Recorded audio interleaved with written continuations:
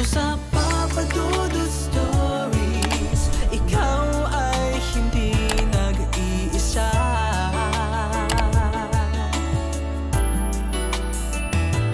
Dito sa Papa Dudut Stories, may nagmamahal sa'yo. Papa Dudut Stories, Papa Dudut Stories. Dear Papa Dudut, sa lahat po ng mga nakatutok ngayon, huwag pong kalimutan mag-like, mag-share at mag-subscribe. Maraming salamat po sa inyong lahat.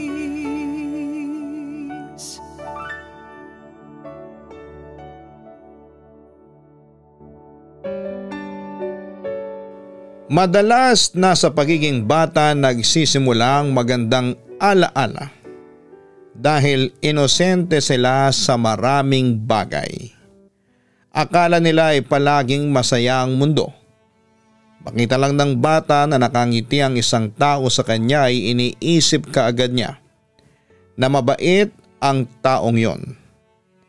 Pero hindi palaging mabait ang mundo para sa isang inosenteng bata. Hindi lahat ng taong nakapaligid sa kanya ay may mabuting intensyon dahil sa totoong mundo. Ang kainosentihan ng isang batang madalas na nagiging dahilan ng pang-aabuso. Dear Papa Dudut, karamihan sa mga kakilala ko ay may magagandang karanasan at kwento ng kanilang pagkabata. Pero siguro hindi lahat ay sineswerte na magkaroon ng puro masayang alaala sa pagiging bata. Papa Dudut, tawagin niyo na lamang po ako sa pangalang Michael, 33 years old at isa po ninyong masugid na tagapakinig dito sa Laguna. Mahilig kasi talaga akong makinig ng mga drama sa radyo o YouTube kagaya ng mami ko. Minsan nga ay banding na namin ang makinig sa inyong YouTube channel at sabay din kaming nadadala ni mami sa mga sulat na inyong binabasa. Hindi ko nga naisip noon na darating ang araw na ito. Nakwento ko naman ang maririnig kong ini-ere sa inyong programa. Pero bago ang lahat, Papa Dudut, ay sasabihin ko na rin na may pagkasensitibo at masela ng kwentong ito ng buhay ko. Kaya may ilang bagay o impormasyon ako na binago o sinadya na rin na hindi banggitin para maprotektahan ang aking pribadong buhay. Isang masayang pamilya ang kinalakhan ko, Papa Dudut. Masasabi ko po na medyo may kaya kami sa buhay dahil nakatira kami sa magandang bahay kasama ang mga magulang ko. Hindi nagtatrabaho ang mami ko pero negosyante ang daddy ko at mag-isa lang siya na bumubuhay sa amin ni mami. Akala ko talaga noon, Papa Dudut, ay perpekto na ang pamilya namin. Solong anak lang kasi ako at palagi lang kaming masaya sa buhay. Bata pa lamang ako noon pero wala na akong mahihiling pa na kahit na ano sa buhay ko. Mahal na mahal kasi ako ng mga magulang ko at lahat na yata ng material na bagay na gusto ko ay binibigay nila sa akin. Pero hindi pala lahat ng nakikita ng ating mga mata ay totoo. Nalaman ko noon na hindi lahat ng masayang pangyayari sa buhay ko ay masaya talaga. Dahil matagal na palang medyo nagkakalabuan ng relasyon ng mami at daddy ko. Papa Dudut, 8 years old pa lamang ako nang maghiwalay ang mga magulang ko. Tumatak na sa isipan ko noon kung gaano kasamang tao ang daddy ko. Kaya pala may mga oras na nakikita kong umiiyak si mami sa kwarto o kusina ng bahay namin. Dahil pala yon sa pambababae ni daddy at panloloko sa kanya. Minsan din ay narinig ko na nagsisigawan sila sa loob ng kwarto nila. Hindi ko lang masyadong maintindihan kung ano bang pinag-aawayan nila. Basta palagi na lamang naaalis si Daddy sa bahay noon at may iwan na umiiyak si Mommy. Nang araw na yon, Papa Dudut, ay umalis na nga kami ni Mommy dala ang 3 malalaking bag. Marami pa sana akong damit na gustong dalhin noon. Marami pa akong laruan na gustong bitbitin pero sinabi ni Mommy na papalitan na lamang niya ang mga yon sa oras na makahanap siya ng trabaho. Kaya hindi ko na rin ipinilit pa ang gusto kong mangyari. Mula sa malaking bahay na tinitirhan namin kasama si Daddy ay lumipat kami ni Mommy sa maliit na bahay na isa lang ang kwarto. Maliit din ang kusina noon, pati na rin ang sala. At nang makapasok kami sa bahay na yon, muli na namang umiyak ang mami ko, Papa Dudut. Halos gabi-gabi po siya na ganon sa tuwing magkasama kami. Kaya tuwing umaga ay pugtong-pugto ang mga mata ng mami ko. Mami, saan po tayo pupunta? Bakit niyo po inaayos ulit ang mga gamit natin? Nagtatakang tanong ko nang maabutan ko si Mami na nag-aayos ng mga damit sa malaking bag. Gamit mo lang ang inaayos ko, Michael. Dahil doon ka muna sa lola mo titira. Malapit na ang bakasyon kaya habang pumapasok ka sa school ay doon ka muna sa kanila para may nag-aasikaso sa iyo. Tugon pa ni Mami. Susunduin niyo rin naman po ako kaagad, hindi ba? Ayoko po kasi na mapalayo sa inyo ng matagal. Malungkot na wika ko. Oo naman, syempre, 1 linggo ka lang doon at tuwing Sabado at Linggo ay kasama mo ako dito. Kaya magpapakabait ka kina lola mo, ha? Huwag kang magpapasaway sa kanila. Ang bilin pa ni Mami. Opo, susundin ko po ang lahat ng bilin ninyo sa akin. Pero Mami, may tanong po ako. Broken family na po ba ang tawag sa atin? Malungkot pa na tanong ko.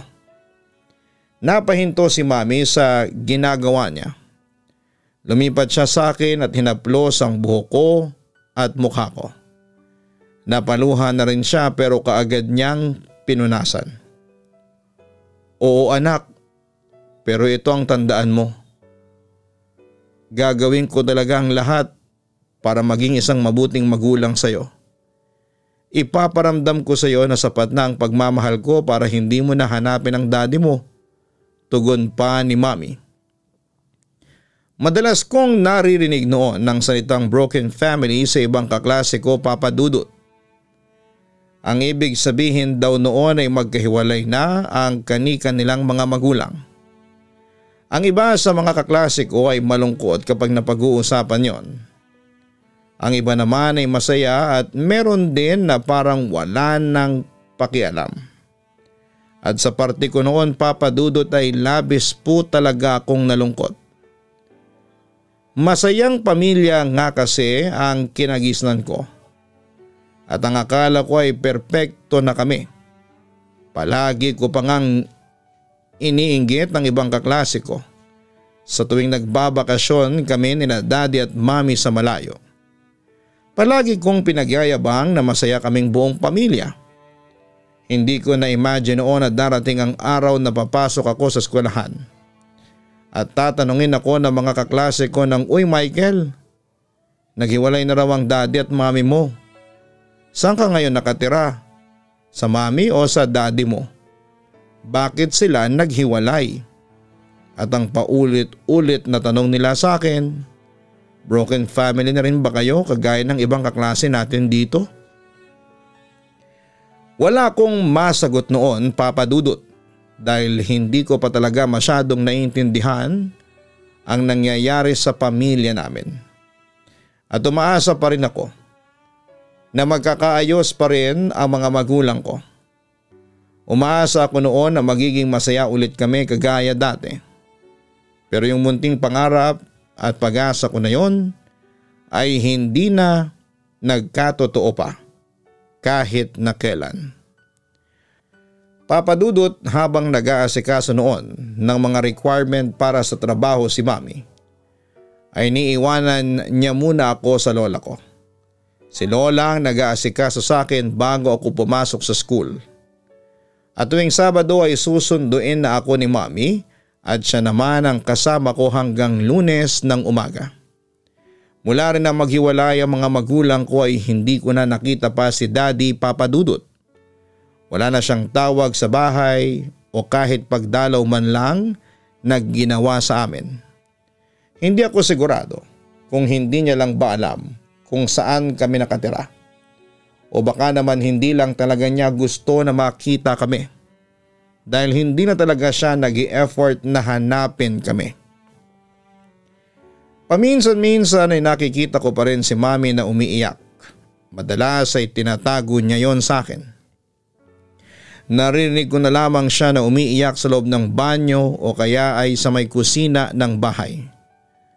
Alam ko na ayaw niyang ipakita sa akin na mahina siya. Kaya pilit na lamang niyang sinosolo ang lahat ng sakit na nararamdaman niya ng dahil kay Daddy.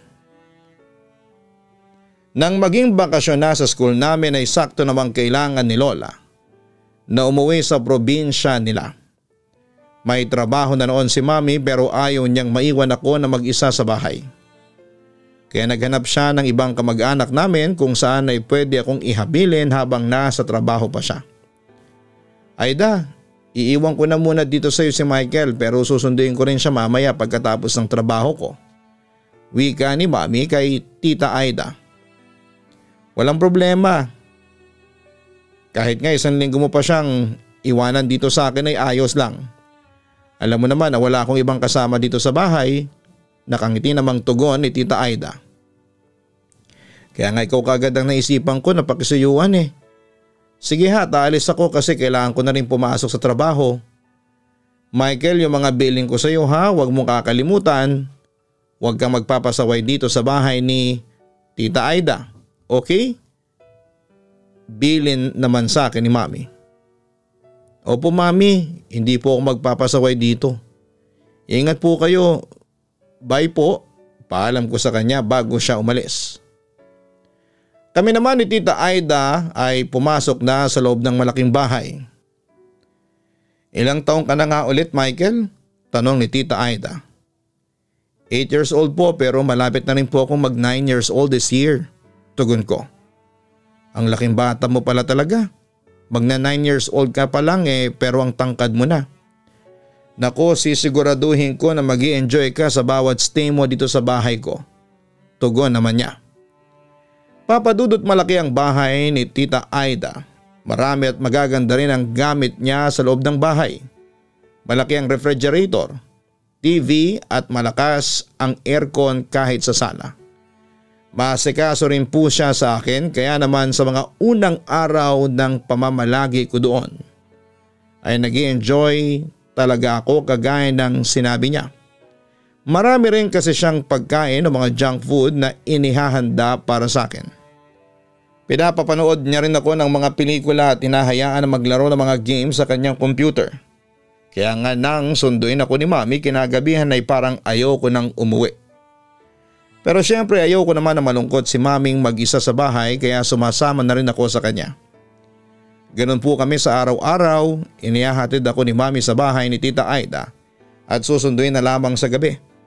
Wala naman po akong reklamo at pati na rin po si Tita Aida.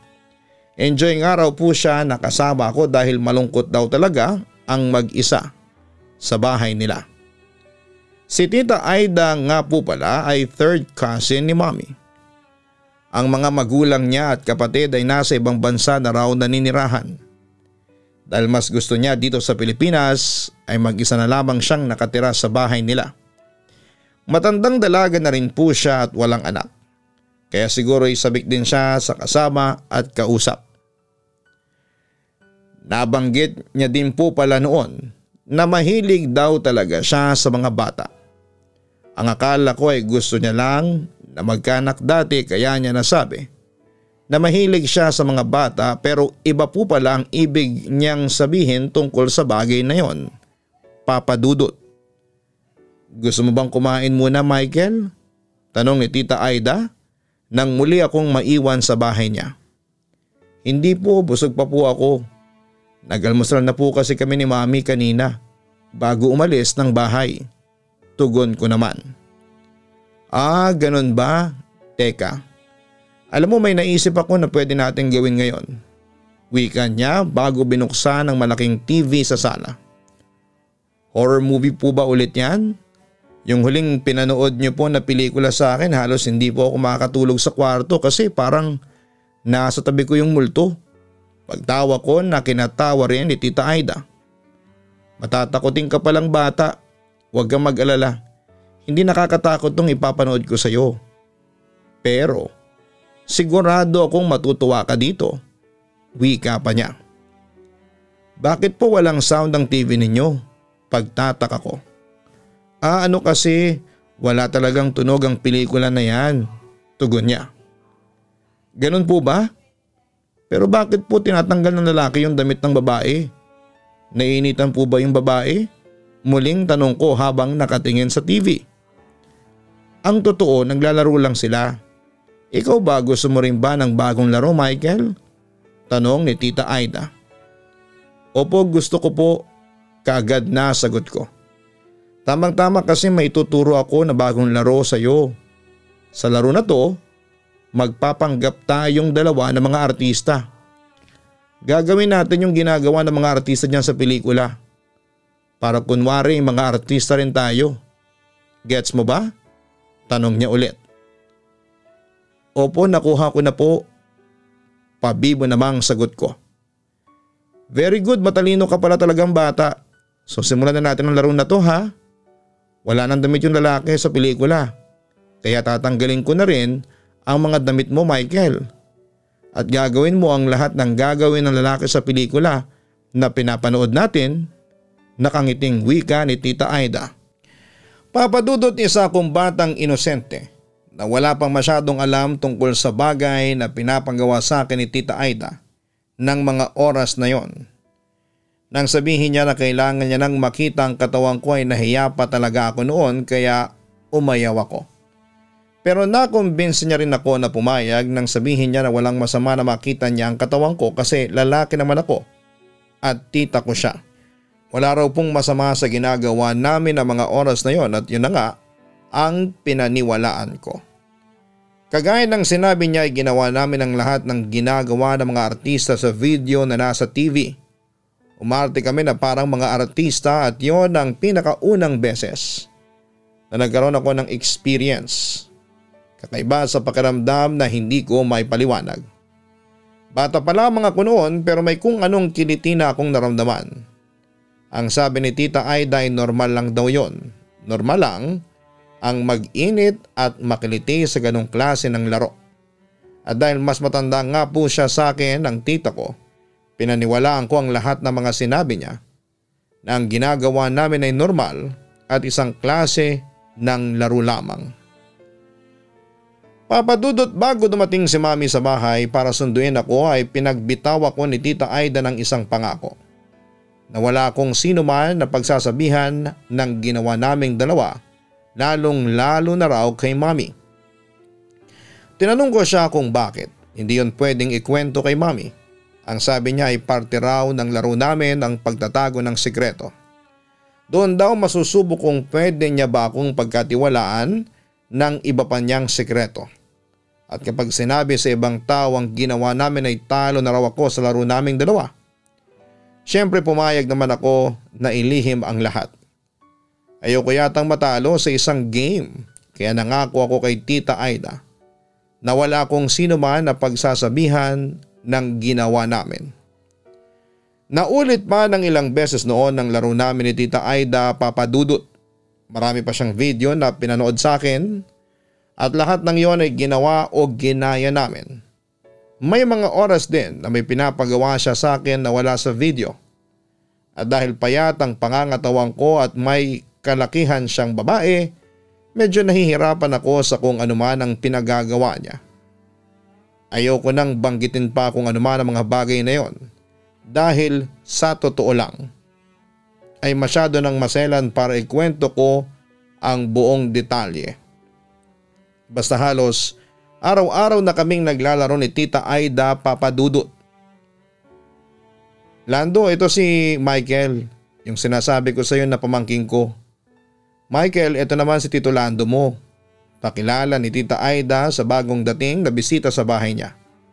Isa siyang lalaki na malambot kong kumilos at magsalita. Ay, ito na ba yung batang kinikwento mo? Ang gwapo-gwapo nga at ang kinis ng balat, wika ni Tito Lando.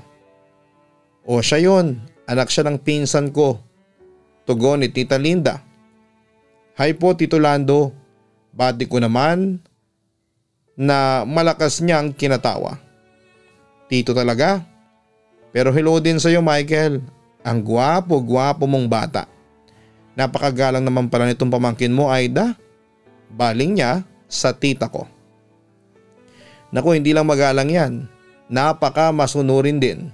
Pagtawa pa ng tita ko. Ay bet ko yan. Excited na tuloy ako sa gagawin nating tatlo mamaya. Paghagik-hik ni Tito Lando.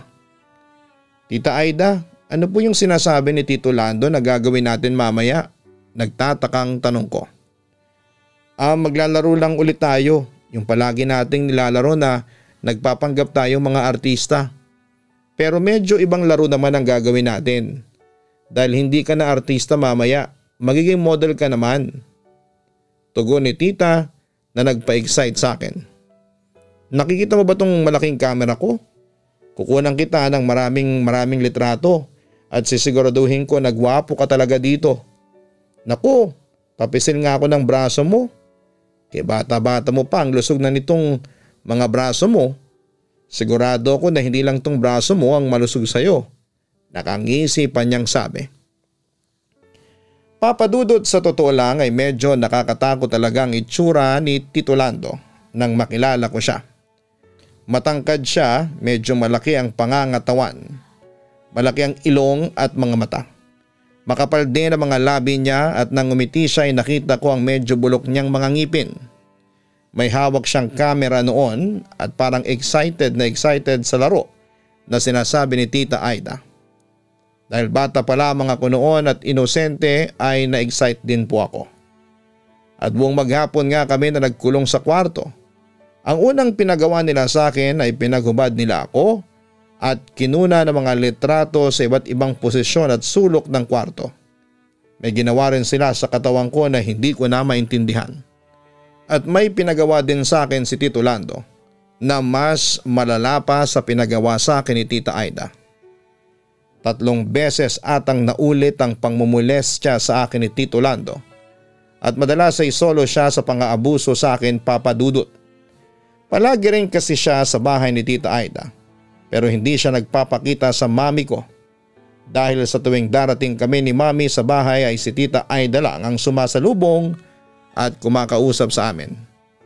Kapag wala na si mami ay saka lamang lalabas ng kwarto si Tito Lando para simulan ang pakikipaglaro sa akin. Pero madalas na kaming dalawa lang ni Tita Aida ang naglalaro noon. Michael, huhubaran ko na rin tong damit mo ha, Michael. Isusunod ko na kaagad tong pantalon mo. Galingan mo sa laro natin. Maghuhubad na rin ako dito. Nakangising sabi ni Tita Aida habang binaba ang pantalong ko noon. Aida, nakalimutan ko palang ibilin sa'yo. Diyos ko, anong ginagawa mo sa anak ko? At bakit may bastos na palabas sa TV mo? Bulalas ni Mami nang biglang pumasok sa sala ng bahay. Mami, naglalaro lang po kami ni Tita Aida. Bakit po kayo bumalik? Nagtatakang tanong ko. Naglalaro? Halos hubot-hubad ka na, Michael. Bulalas pa ni Mami. Sabi po kasi ni Tita Aida ay kailangan daw po na wala akong suot na kahit na ano dito sa laro namin. Inosenteng tugon ko naman. Anong klaseng laro naman yan? At ikaw Aida, bakit ka naka-brad panty na lang dyan? Nanlalaki ang mga matang baling ni Mami kay Tita Aida. Irene, nagbibiruan lang naman kami ng anak mo. Nauutal na sabi pa ni Tita Aida. Nagbibiruan o minumolestya mo na ang anak ko? Aida, napakababoy mo. Layuan mo nga ang anak ko. Dapat ay hindi ko pinagkatiwala sa iyo ang anak ko, Aida. pagbabayaran mo ang ginawa mo sa kanya. Ipapakulong kitang baboy ka, pagsigaw pa ni Mami. Papa Dudut, gulong-gulo po ang isipan ko ng araw na yon. Hindi ko maintindihan kung bakit galit na galit si Mami kay Tita Aida. Habang nagbibihis ako ay minumura niya si Tita Aida at pinagbabantaan na ipapakulong ito. Umuwi kami noon sa bahay at doon na umiyak na tinanong sa akin ni Mami kung ano pa raw ba ang ginawa o pinapagawa sa akin ni Tita Aida. Ayoko pa sanang sabihin sa kanyang lahat dahil ang nasa isipan ko noon ay naglalaro pa rin kami ni Tita Aida at ayoko na matalo ako sa laro namin. Ayoko na baliin ang pangako ko sa kanya. Pero ilang ulit na sinabi ni Mami na mali talaga ang mga ginawa namin, lalo na ang ipakita kay Tita Aida ang buong katawan ko na walang kahit na anong saplot. Hindi na raw paglalaro ang ginagawa namin noon at isang kasalanan daw yon at pagkakamali. Kaya kailangan ko raw sabihin sa kanya ang totoo at lahat ng tungkol sa ginawa namin, Papa Dudut. Nang ikwento ko na kay Mami kung paano at kailan nagsimula ang laro namin ay mas lalo siyang naiyak. Pero halos sumagulhol na siya nang banggitin ko sa kanya na may isa pang kasama si Tita Aida na nakikipaglaro sa akin. Ikinuwento ko sa kanya ang tungkol kay Tito Lando, ang pagkuha nito sa akin ng mga litrato hanggang sa mga ginawa nito sa katawan ko habang nakakulong kami sa loob ng kwarto. Doon ako niyakap ng mahigpit ni Mami at paulit-ulit siyang nagsorry sa akin. Hindi niya raw dapat na pinabayaan na mamolestya ako. Hindi niya raw ako dapat pinagkatiwala sa ibang tao. Guluman ang isipan ko noon, Papa Dudut, unti-unti ko nang naintindihan na hindi talaga tama ang lahat ng mga pinagawa sa akin ni Tita Aida at Tito Lando. Papa Dudut, hindi na po naging malinaw sa akin ang mga detalye ng ginawang pagdedemanda ni Mami kina Tita Aida at Tito Lando. Basta ang alam ko po ay nagsampa siya ng kaso sa kanila. Ilang ulit din na may kumausap sa akin tungkol sa mga nangyari. Iba't ibang tao at paulit-ulit lamang ang mga tanong na ibinibigay nila sa akin. Sawang-sawa na nga po akong magkwento noon. Dahil pati ang sagot na ibinibigay ko sa kanilang lahat ay paulit-ulit lang din. Ang natatandaan ko ay matagal din akong hindi nakapasok sa school noon. Hanggang sa lumipat na nga kami ng bahay ni Mami at transfer niya ako sa ibang eskwelahan. Hindi na niya ako inihabilin sa ibang tao at sa bahay niya na rin pinatira ang lola ko na palagi kong kasama. Pagkalipas ng halos isang taon ay unti-unti ko nang nakalimutan ng lahat. At nang makita ni Mami na parang wala na sa alaala ko ang mga ginawa sa akin ni Tita Aida at Tito Lando, ay umalis siya ng bansa at nagtrabaho sa Italy. Doon po muling gumanda ang buhay namin dahil nakalipat na kami ni Lola sa mas malaki at mas magandang bahay. Itinaguyod ni Mami ng mag-isa ang buhay at pag-aaral ko. Pero Papa Dudut, hindi po palagi talagang ganon kadaling kalimutan ang lahat. Lalo na nang mag-high school na ako at naalala ko ang mga pinagawa sa akin nina Tita Aida at Tito Lando. Doon ko tuluyang na-realize na mali nga talaga ang lahat ng yon. Nagamit at namolestya ako ng mga taong pinagkatiwalaan ni Mami. Nang dahil doon, Papa Dudut, ay nahirapan ako na magtiwala sa ibang tao. Lalo na sa mga babae. Pakiramdam ko noon lahat ng mga babae sa paligid ko ay gagamitin at lolokohin lamang ako. Kaya naman lahat din ng nakarelasyon ko mula college hanggang sa nagtatrabaho na ako ay niloko at sinaktan ko lang din. Pero nagbago yon nang makilala ko si Shai. Papa Dudut, si Shai na nga po yata ang pinakamagandang babae na nakilala ko sa tanang buhay ko bukod kay Mami. Noong sinabi ko na medyo natulala ako sa kanya habang inihahagis at pinaglalaroan niya ang mga bote ng alak. Hindi yun isang pambobola lamang. Dahil totoo na ilang minuto akong natulala sa magandang mukha niya ng mga oras na yon. Maliit na babae lang siya, Papa Dudut. Maputi at makinis ang kutis. Singkitin ang mga mata at matangos pa ang ilong. Mukha talaga siyang legit na Koreana sa itsura niya. Pero hindi lang yon ang naging dahilan para lalo akong magkagusto sa kanya.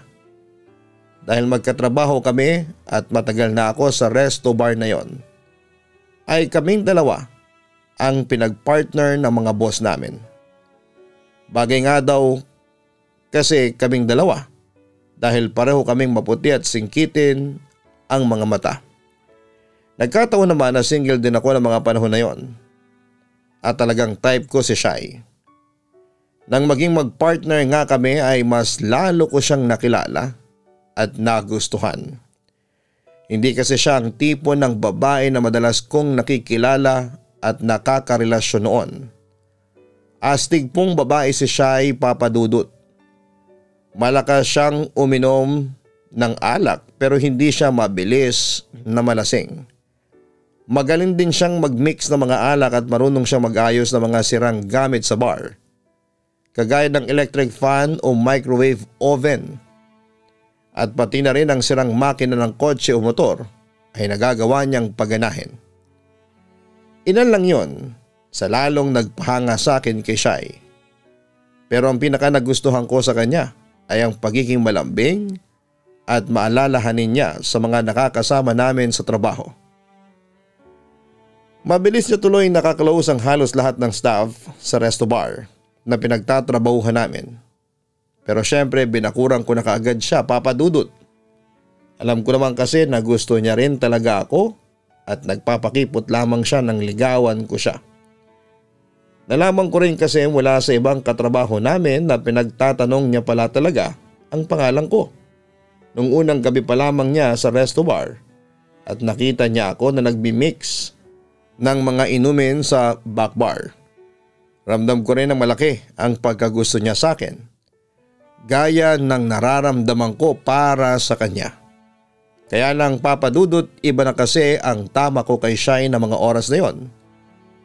Malalim na at pang seryosohan. Doon ako nagsimulang matakot na baka dumating ang oras na masaktan ko siya kagaya ng ginawa ko sa ibang babae. Kaya sinimulan ko na siyang iwasan at ipakita sa kanya na hindi ko talaga siya gusto. Kaya lang ay nahulog na ang loob niya sa akin kaya siya naman ang naghabol sa akin. Pilit ko pa rin siyang iniwasan hanggang sa hindi na niya napigilan ang sarili niyang magtanong sa akin kung ano raw ba ang trip ko at pinapaasa ko lamang siya. Sinabi ko naman sa kanya na wala akong intensyon na gawin yon bago ko siya pilit na muling iniwasan. Sandali lang. Hindi pa ako tapos sa mga sinasabi ko. Okay lang naman Michael kung ayaw mo na talaga sa akin pero sana walang iwanan sa ere. Pinaasa mo lang naman ako Michael. Pinasakay mo ako at pinaniwala mo na gusto mo ko. Wika pa ni Shai. Hindi kita pinaasa Shai. Seryosong sabi ko. Talaga? Hindi? Ano tong ginagawa mo sa akin ngayon? O baka naman gawain mo na talaga to. Yung pupormahan mo ang bagong babae dito sa resto bar tapos bigla na lang iiwanan sa ere. Naiiyak na sabi ko. Pwede ba Shai? Huwag mo naman akong pag-isipan ng ganyan. Wika ko. Anong gusto mong isipin ko? Na naglalaro lang tayo? Ano namang tawag sa laro na ito? Tago-taguan ng feelings? Kaya lang bigla kagad nawala yung sayo. Michael, sabihin mo na lang kasi sa akin kung ano ba talaga ang trip mo. Kaya ko naman mag-adjust eh. Kaya kong lumayo kung talagang hindi mo na ako gusto. Pero wag naman sanang ganito. Wala namang iwanan sa ere pagkatapos mo kong pakiligin ng ilang buwan. Kung ayaw mo na sa akin, sabihin mo na ngayon para hindi na ako umaasa pa. Pag-iyak ni Shai. Gusto kita Shai. Kaya ginagawa ko ang lahat ng ito kaya kita iniiwasan kasi natatakot ako. Natatakot ako na masaktan kita. pigil ang mga luhang wika ko. Hindi ko maintindihan. Ano bang ibig mong sabihin? Naguguluhang tanong niya. May nangyari sa akin nung bata pa ako na naging dahilan para magalit ako sa mga babae. Pinipilit kong magpakatino pero ang palaging ending na nangyayari, nasasaktan ko ang mga babaeng nakakarelasyon ko. Pakiramdam ko ay may problema na talaga sa akin dahil sobrang takot na ako magtiwala sa ibang tao. Lalo na sa mga babae. Kaya palagi ko na lang silang nasasaktan at yun ang ayokong mangyari sa'yo. Ayokong masaktan kita kasi mahal na kita, Shai. Pagtatapat ko. Mahal din kita, Michael, at handa akong maghintay hanggang sa mawala na ang nararamdaman mong takot. Wika pa ni Shai. Pero paano kung hindi na ito mawala pa? Paano kung masaktan lang kita sa huli? Nag-aalalang tanong ko. Paano natin malalaman ang sagot kung hindi natin susubukan? Siguro nga'y pwedeng mahirapan ako pero handa akong sumugal. Handa akong sumugal matalo o manalo man ako sa laro na ito. Dahil lang importante naman sa lahat ay sinubukan pa rin natin kahit mahirap. Tugon niya. Papa Dudut, hindi naman talaga natin malalaman ang sagot sa mga tanong kung hindi natin ito susubukan na hanapin. At yun nga ang ginawa namin ni Shai. Dahil hindi naman totoo ang sinabi ko sa kanya noon na dinedate ko ang bagong waitress sa bar namin ay muli kaming nagkaayos. At bukod sa takot na nararamdaman ko ay wala nang ibang naging balakid sa relasyon naming dalawa. Nagsimula na ring mawala kahit papaano ang takot ko na magtiwala sa ibang tao. Naging gago po talaga ako noon at maraming nasaktan na babae. Pero nang dahil kay Shai, nagawa ko ring magbago sa wakas. Opo Papa Dudut, naging kami na nga po kaagad ni Shai. Bakit pa ba namin patatagalin ang lahat kung nagkaaminan na rin naman kami ng nararamdaman para sa isa't isa? At sa unang buwan pa lamang ng relasyon naming dalawa ay sinabi ko na sa kanya ang lahat ng natatandaan ko tungkol sa nakaraan ko. Kinuwento ko sa kanya ang ginawang pang-aabuso ni na Tita Aida at Tito Lando sa kainosentehan ko noong bata pa ako. Naiyak si Shai nang marinig na niya ang buong kwento ko. Kahit ako ay naiyak na rin dahil hindi talaga biro na balikan para sa akin ang mga nangyari noong bata pa lamang ako. Nang umuwi dito si Mami sa Pilipinas ay ipinakilala ko na sa kanya ang girlfriend ko, Papa Dudut. Si Shai po ang kauna-unahang babae na pinakilala ko ng formal sa mami ko bilang kasintahan ko. Kaya alam ni Mami na seryoso ako sa relasyon naming dalawa. Nang wala na si Shai noon sa bahay ay nag-usap kami ni Mami. Tinanong niya sa akin kung alam na raw ba ni Shai ang tungkol sa nakaraan ko. Sinabi ko sa kanya na oo at si Shai ang dahilan kung bakit unti-unti ko nang napapatawad ang mga taong umabuso sa pagiging inosente ko. Doon sinabi sa akin ni Mami ang nangyari kina Tito Lando at Tita Aida. Si Tito Lando ay matagal na raw patay dahil sinaksak raw ito ng isang binatilyong sinubukan itong molestyahin ilang taon nang nakakaraan. Hindi raw kasi ito nakulong at sinubukan na magtago. Si Tita Aida naman ay matagal nang nakalaya pero hanggang ngayon ay nakikipaglaban sa sakit niyang cervical cancer. Siguro nga'y mahirap talaga na makuha ang katarungan saan mang panig ng mundo, Papa Dudut. Pero naniniwala ako sa karma. Mapabuti o masama man ang ginawa ng isang tao, doble o triple ang balik nito sa kanila. At anuman ang sinapit ni na Tito Lando at Tita Aida sa mga buhay nila, karma na rin nila yon sa kung anuman ang kasalanan na nagawa nila. Papa Dudut, totoo talaga ang sinasabi ng iba na mabilis magpatawad pero mahirap makalimot sa kasalanan na ginawa sa atin ng ibang tao. Pero dahil kina Mami at Shai na nagparamdam sa akin ng tunay na pagmamahal mula sa umpisa, nagawa ko nang makalimutan kahit papaano ang mapait kong nakaraan. Oo, may kirot pa rin dito sa dibdib ko dahil napagsamantalahan ang kainosentihan ko noon. Hindi na rin siguro mawawala yon. Ang mahalaga naman ngayon ay natuto na ako na magmahal ulit at magtiwala sa ibang tao. Ilang taon na rin ang relasyon namin ni Shai ngayon, Papa Dudut. Hindi perfect ang lahat dahil may mga oras na nag-aaway din po kami. Pero pinapatatag ng pag-aaway namin ang relasyon naming dalawa. At nang dahil sa kanya, ilang taon na ring patuloy na magaan ang pakiramdam ko dito sa dibdib ko. Dito ko na rin po tinatapos ang sulat ko, Papa Dudut. At sa totoo lang ay malaki ang muling nabawas sa bigat na nararamdaman ko dito sa dibdib ko nang matapos ko na itong sulat ko. Ganito pala ang pakiramdam kapag nailabas ko sa ibang tao ang isang mapait na kwento ng buhay ko. Sana'y marami pa kayong mahikayat na mga listeners na mag-share din ng kani-kanilang kwento. Hindi lang para makapagbigay ng inspirasyon, kung hindi para makatulong sa kanila emotionally and mentally. Minsan kasi okay din yung nakakapagkwento ka sa ibang tao kahit sa ganitong paraan lang. Isang malaking tulong yon na mapagaan ang loob natin at makahinga na tayo ng maluwag. Dahil handa na tayong kalimutan ng isang parte ng ating nakaraan.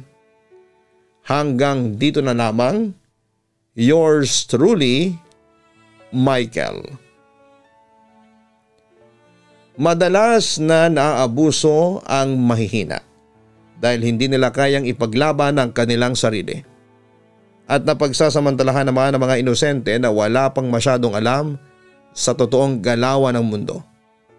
Lahat po tayo ay dumadaan sa mga pagsubok ng buhay at ito ang nagpapatatag sa atin bilang isang tao.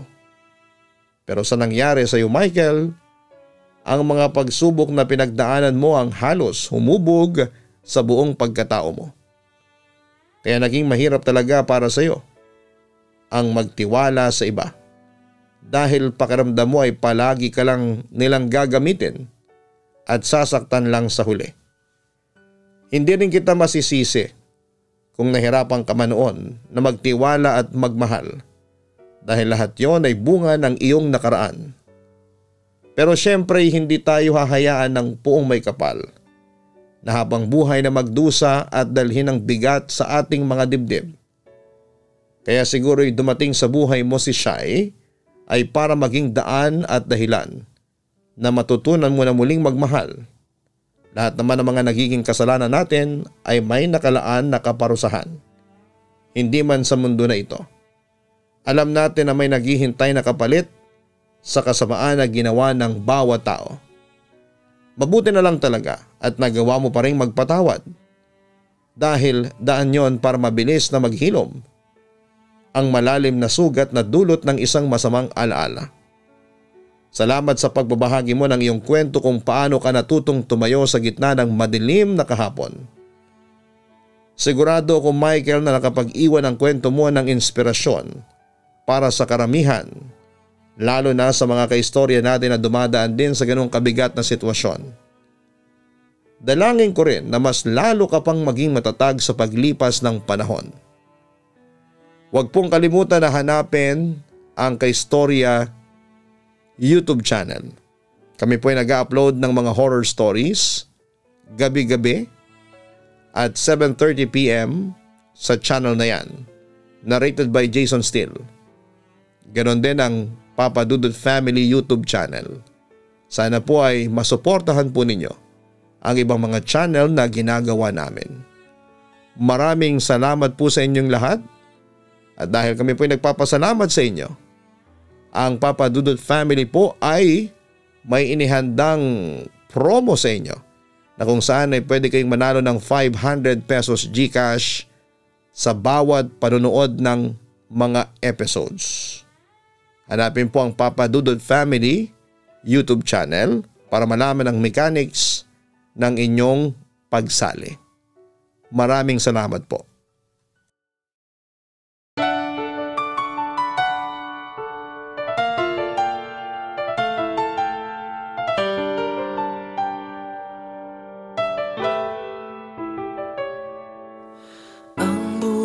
ay mahiwaga, laging may lungkot at saya. Sa Papa Dudut Stories, laging may karamay ka.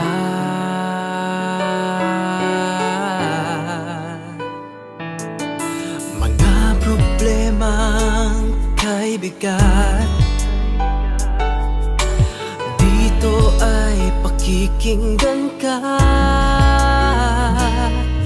Sa Papa Dudut Stories, kami ay iyong kasama. Dito sa Papa Dudut Stories, ikaw ay hindi nag-iisa.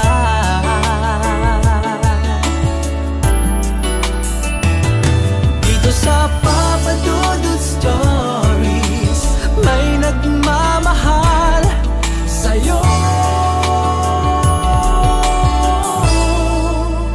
Papa Dudut Stories, Papa Dudut Stories,